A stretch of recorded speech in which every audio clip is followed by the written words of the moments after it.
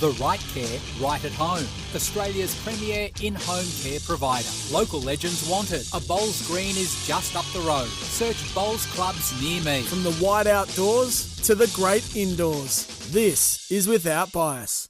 Hello and welcome to another edition of Without Bias. Val Febbo here with you on 1116 SEN, your home of sport. For Bowls Australia's local legends wanted, a Bowls club is right around the corner. Search bowling greens near me. A massive show coming up this evening because Jamie-Lee Worsnop from the Geelong Jets, she's going to join me on the show to chat about the inaugural team for the BPL franchise Club Pine Rivers in November. Looking forward to that.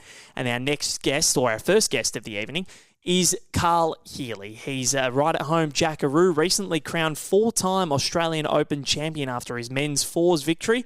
Carlos, welcome to the show. Great to have you on. Thanks for having me, Val. Great to have you on. Congrats on yet another AO title. That's number 4 for you now. How does four-time champion sound? Well, it sounds pretty good, but, you know, like there's none of us that go to bed knowing that we're six-time Australian Open singles winner dreaming of a 7th title. You know, I'm just a mere four-time AO title winner dreaming of a 5th. So, it's really great. But we press on and we continue to achieve and strive for the next event. How much does it mean to you, though, to have success at such a major event? You know, what does it mean to you? Well, for me, I'm probably more known as a team player. So I think it means more to me in regards to the team, in regards to the guys I play with. You know, I see them putting in the hard yards throughout all the rounds and getting through sort of playing the big bowls at ends of games, just putting in so much effort. It gives me a lot of satisfaction to see them get the win under their belt. So I'm more happy for my team. Those teammates that you did mention, Peter Taylor, Ray Pearce and Gary Kelly, and the final was against a really strong lineup of Joey Clark, Jack McShane, Sean Baker and Ben Twist. Joey and Jack had obviously won the men's pairs that day in what was one of the best matches at an AO that we've seen. But yours rivaled it. It was really close. Only 3 multiples scored across the 15 ends for both teams. You know, what was the key for your squad throughout that final? Because it was tight. It was almost like a war of attrition in a way because you just wouldn't give anything up. Yeah. Oh, you're spot on there, Val. It was really probably more a game of chess, that game, in the way of we didn't give our opposition too much opportunity to score numbers. There was a very small amount of risk taking. We backed ourselves, but it was just a patience thing. Just knowing that, you know, in the 2 or 3 games before that, we'd sort of come down to a last bowl win, and in those games we had patience as well. So it was just a case of taking our opportunities if they came up, but keeping it close and then playing the big shots when they count. Well, I chatted with you after the match, Carl, and you said that if it did go to an extra end, which Ben Twist had a chance to make it an extra end, that you were going to mat up, jack back and get Ray Pearce to put it in the ditch. Would you have actually done that? It certainly would have been a discussion with the team. You know, I think you only get one opportunity for that, and I don't think it's if we didn't do it, I think if they got control of the deck, they might have even had a crack at it. So certainly with the way the 2 front end boys were going, you know, Jack McShane and Joey Clark, they're certainly on a hot streak, and I really didn't want to give them a bite at an extra end. Well, exactly right, considering Jack and Joey had been to one earlier that day. But Ray Pearce, he was on fire in the lead position in the final. I think you made a joke in the post-match interview that the touch of spray can was empty by the end of it, and actually it probably was. But he was late into the team before the event. So talk to us about how that all came about. Yeah, so just in regards to the way Ray played in the final, and certainly throughout the event, you know, one thing I always say to the team I play with and certainly leads is, and Ray sort of showed it perfectly, that you finish in the right areas. Not only is it important to draw front and back touches and stuff like that, but if you're not doing that at certain times, finishing past the jack is always a handy bonus, and it just helps the team sort of, when bowls are past the jack, maybe a little luck falls your way, and the jack tends to move backwards more so than forwards. So Ray played that fantastically throughout the whole event, and we go back a fair way, Ray and I, back in the old Cabra days in 2014, and we played against each other in a zone, sort of interzone event or trial at Cabramatta a couple of months ago, and I spoke to him about the Australian Open, and he said, "Oh, you're just going to play singles and pairs." I said, "Yeah, no worries. Just one of those brief chats that you have with an old mate." And I had my lead pull out on me due to family reasons, and I rang my old mate Ray up straight away, and he was more than happy to jump in with the three of us ragtag players. So.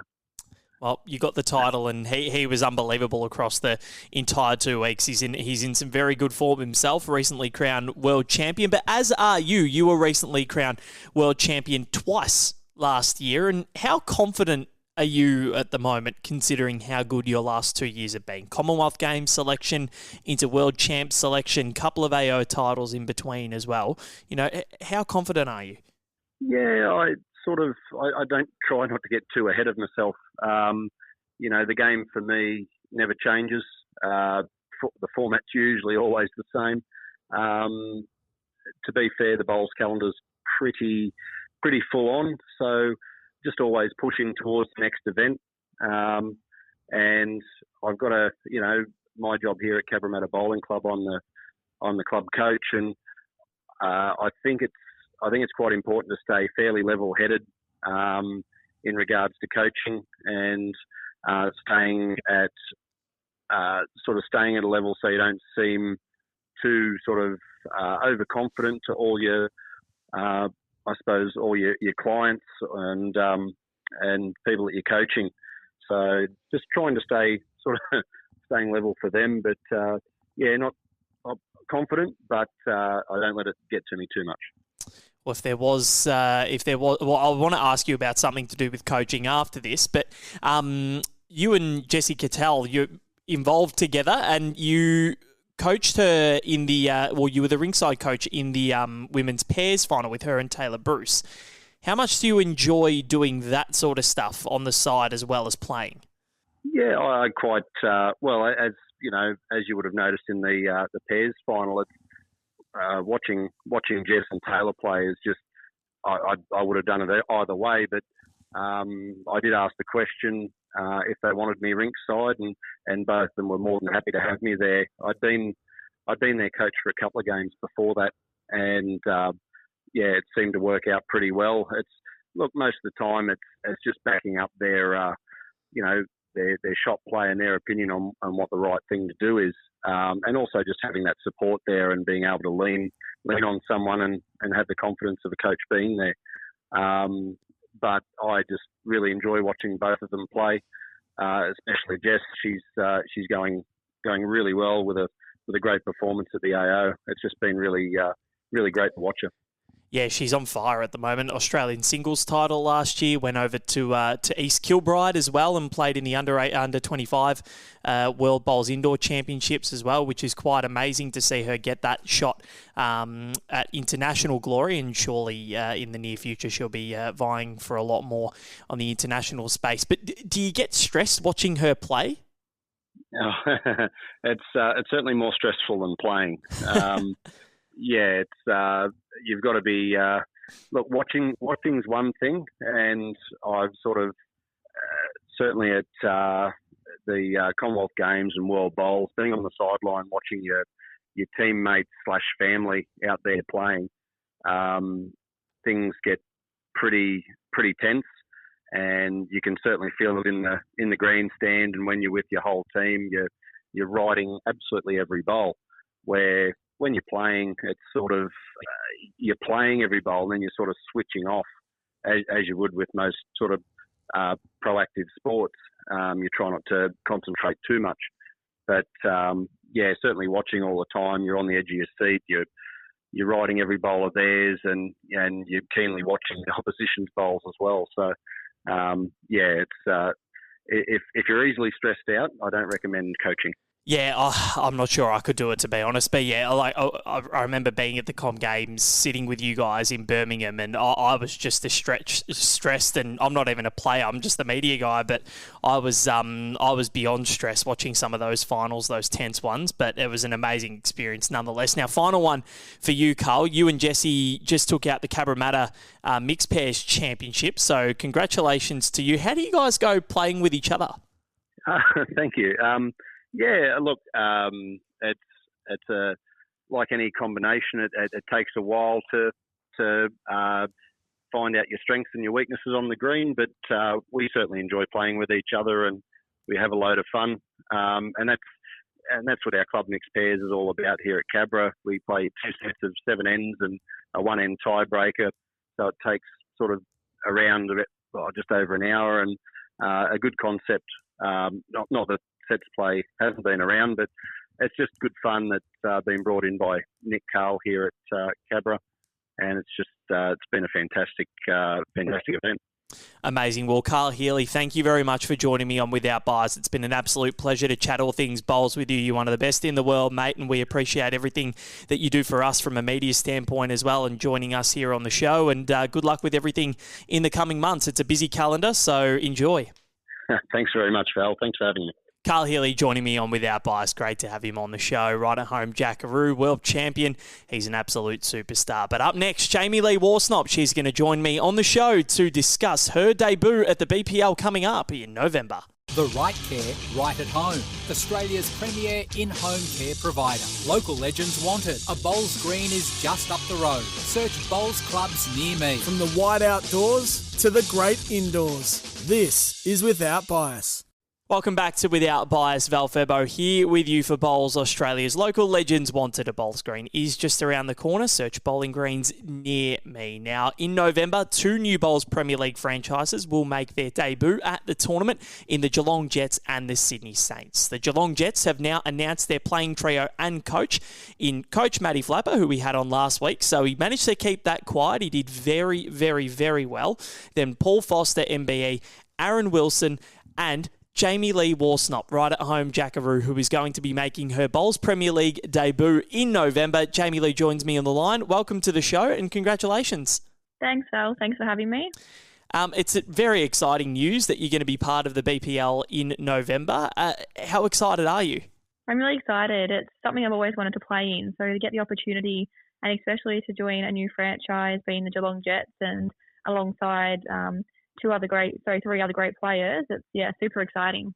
And what do you love most about the Bowls Premier League?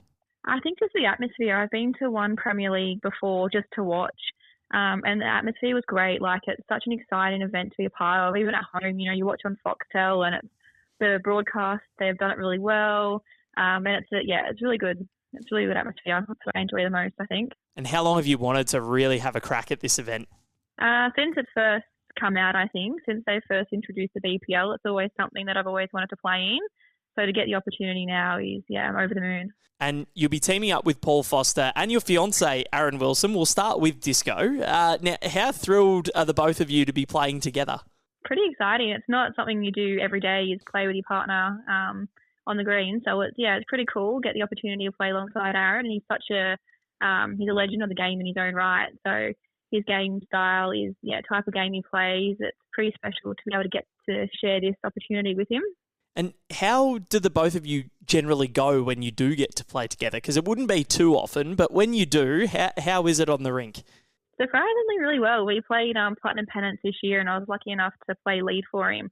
We had 2 other great players, Greg Jeans and Jimmy Reynolds, in our team, and I think we lost 1 rink through the whole Platinum season. So we did really well. We gel well together on the green, and we know each other's style of play. So we just have fun, and we really enjoy each other's company on the green.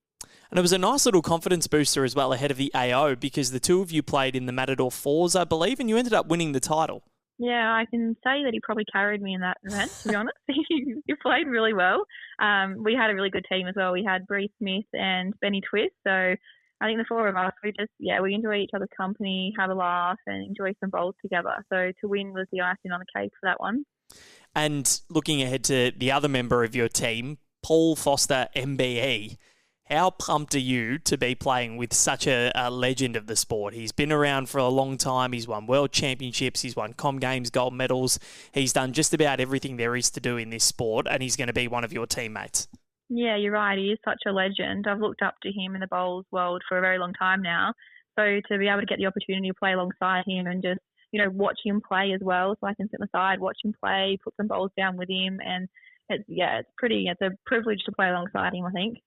And Matt Flapper as the coach, could you think of anybody better to be leading this team? Because he's got that demeanour where he just brings people along for the ride, and he's so passionate about this project, but also the Bowls Premier League. So he genuinely loves it, and he's such a good team person. So how excited are you to be able to have him at the helm? He is. He's such a good leader. I think I've watched him he coaches the juniors back down in Victoria. So even just watching him do that, he's such a leadership person. He's got that leadership role really well. He's such a great person on and off the green. He brings so much to the green, so much presence, and he's a legend himself. Played for Australia and played for the Victorian team. So he's the right person for the job, and I'm no doubt that he's going to lead the way really well. Yeah, can't wait to see what he has to offer as coach, because he's an attacking player, so who knows what his coaching philosophy is going to be. But when you heard that they were wanting you as part of the team, what was your initial reaction?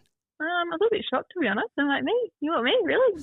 I think, as you said, it's something I've always kind of wanted to do, is to play BPL. And then, I get the opportunity to play for Geelong Jets, which is a new franchise. So being a part of a new franchise is super exciting, and to get to play alongside Aaron and Paul Foster, Matty Flapper, I really couldn't think of a better bunch of guys to play alongside. And we lived in Melbourne for a while, so we know Melbourne and Victoria quite well. So getting to be a part of the Geelong Jets, being a part of the wider Geelong community is super cool. Everyone seems so friendly. Everyone's welcomed us really nicely, so it's very exciting. Certainly, and I think the Ocean Grove Club, who owns the franchise, they're going to be well and truly behind you all, and also that greater Geelong Bellarine Peninsula area. I think that is going to be an absolute stronghold for you guys. But now you and Aaron have little Summer as well. Will she be out there at Pine Rivers in November in the cheer squad of the Geelong Jets? Yeah, we're hoping she's going to come up. I think my parents are going to bring her up, and I'm sure she'll be in the crowd running amok and screaming, and I'm sure she's got her very loud cheering voice on, which she does at home all the time. So she's not a bowler herself, and I don't think she will be. She has no idea how to roll a bowl, but I'm sure she'll be in the crowd. It's never too late. And she'll be. No, I'm sure she can start eventually if she likes. But yeah, she'll definitely be in the crowd, and I'm sure she's got her cheering voice ready to go. Oh, fingers crossed she does. That will be rather entertaining, I would say. Now, what's her favourite colour? Does she like pink? Because I reckon she'll be decked out in it. She loves pink, so I think these colours, the pink and black, have suited her to a T. Absolutely amazing. And now, Jamie-Lee, what do the next few months look like for you? Obviously, it's bowls just generally never stop. So what do the next few months look like for you in terms of playing, and where are you off to? So we've got a lot coming up, actually. Next week, we've got the New South Wales versus Queensland Test Series, which is very exciting. And then actually skipping for New South Wales in that one. So we've got a really good team behind me. So hopefully we do well. Looking forward to a few new girls playing our team. So should be a good series, good hit out as well. And then pending selection, we've got the Victorian Test Series. We've got the Golden Nugget coming up. And then we've got a lot of regional and club games back home. So it's a lot happening. There's a lot of bowls on, but it's really good preparation. And heading down to Moama Pairs with Dawn Heyman for the Moama Pairs. So that's going to give me a really good practice for leading up into the BPL playing on the carpet. So looking forward to that one. Well, yeah, considering that is one of the BPL host venues at the moment. So that's you couldn't ask for better practice there, and especially playing with Dawn as well. That's a very formidable team. Just how well is Dawny going at the moment? Yeah, she's a little legend. Love playing with her. I don't really like playing against her. She brings the best out of people though. Like, you play against her and you know you've got to play well. She's on fire at the moment. It's no stopping her. She's just enjoying her bowls, enjoying her family life, and she's just having fun while she's doing it all. Yeah, she's an absolute superstar. And one final one from me before I let you go. How are the wedding plans going? Because I know Disco proposed to you in Rome, and how are they going? Have you sort of put things on hold for a little bit while bowls is sort of really hectic, or what's going on? Yeah, it was a year ago actually, last week that we got engaged over in Rome. So looking back on the memories, lots of photos from being on holidays, which I'm very jealous about. I wish I could go back. But no, wedding planning is going well. It's a bit slow, but it's okay. There's so much happening, like with work and bowls and, just life in general. It's hard to try and narrow down a date and a venue where I love, and I'll get there eventually. I'm not a very good planner, so taking my time. That's all right. Take your time with it. Make sure that it's all easy. And that's the best bit of advice that I can give. But Jamie-Lee Worsnop, thank you very much for joining me on Without Bias. It's been a pleasure chatting with you, and good luck in November for BPL 20. And can't wait to see you on the green in the pink and black. Thank you so much for having me. Jamie-Lee Worsnop joining me on Without Bias. Right at home, Jackaroo, very, very, very handy bowler. Looking forward to seeing her in November at BPL 20. And a big thank you to her and Carl Healey for joining me on the show today. It's been an absolute pleasure having them both on to talk about the AO and the BPL and plenty of other things as well. But remember, you can subscribe to Bowls Australia's social media platforms on Facebook, Instagram, LinkedIn, YouTube, X, and subscribe to Bowls Australia's podcast, The Right Line, on Spotify, Apple Podcasts, and Google Podcasts, as well as bowls.com.au. That's it from me, Val Febbo, on Without Bias this evening. Have a great day, and we'll see you next week.